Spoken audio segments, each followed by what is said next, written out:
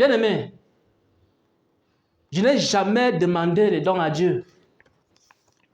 Parfois, quand je viens dans la présence de Dieu, je ne sais même pas si je vous dis quels sont les dons que j'ai, je ne peux pas vous dire. Parce que quand je viens dans la présence de Dieu, mon ami intime, c'est ce dont j'ai besoin à un moment spécifique.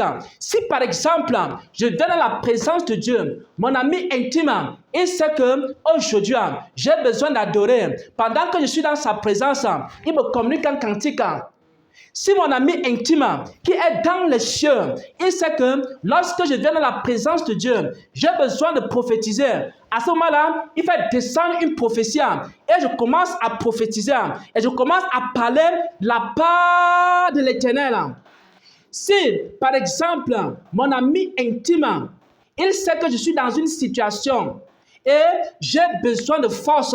Bien aimé, il arrive des moments où je viens dans cette assemblée étant fatigué, étant épuisé. Mais dès que je mets mes pieds ici, là, mon ami intime sait que j'ai besoin de force. Il y a une force qui vient à moi. Et je commence à parler jusqu'à la fin du culte. Je ne sais pas d'où la force est venue. Parce que mon ami sait ce dont j'ai besoin. Et il me donne ça au moment où j'en ai besoin. Je ne m'inquiète de rien. Pourquoi? Parce que je suis intime avec Dieu. Bien aimé, je vais encore vous dire quelque chose. C'est qu'il m'arrive d'avoir des problèmes, que ce soit des problèmes financiers, que ce soit des problèmes dans n'importe quel domaine. Mais mon ami intime sait exactement de quoi j'ai besoin. Et quand j'ai un problème, c'est lui-même qui est dans les cieux et il sait que j'ai besoin de ceci ou de cela. Et c'est lui qui pourvoit à mes besoins. Il peut toucher des personnes.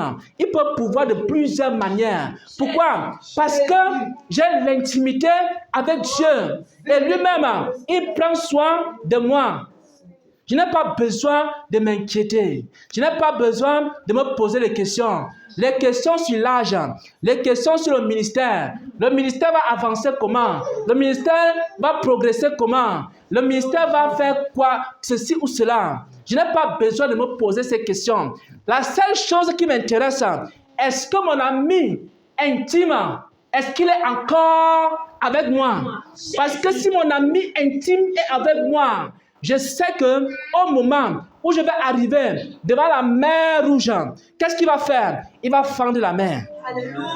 Si mon ami intime est avec moi, je sais, j'ai la certitude, j'ai la conviction que le jour que je vais arriver devant les murs de Jéricho, qu'est-ce qui va se passer? Les murs de Jéricho vont tomber seuls. Si mon ami intime est avec moi, je sais et j'ai la certitude que même si Goliath est devant moi, et que Goliath est géant, et que Goliath a l'épée, et que Goliath a l'armure, je sais que si mon ami intime est avec moi, il va me donner une fronde, il va me donner une pierre, et avec cette pierre-là, je vais détruire Goliath.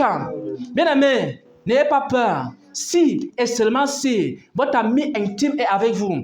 Est-ce que vous savez que Daniel, Abed-Nego, Shadrach, ils étaient dans la fournaise ardente. Mais, Jesus. Est-ce que vous savez qu'il y avait un quatrième homme dans cette fournaise ardente? Est-ce que vous savez que le quatrième homme, c'était qui? C'était l'ami intime. L'ami intime de Daniel. L'ami intime d'Abed-Nego. L'ami intime était dans la fournaise ardente.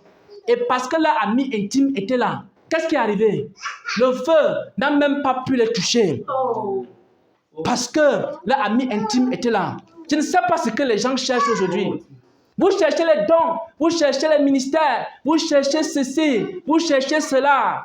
Au lieu de chercher, avoir l'intimité avec Dieu. Nous allons passer ici à la troisième chose. Le troisième signe qu'une personne est intime avec Dieu.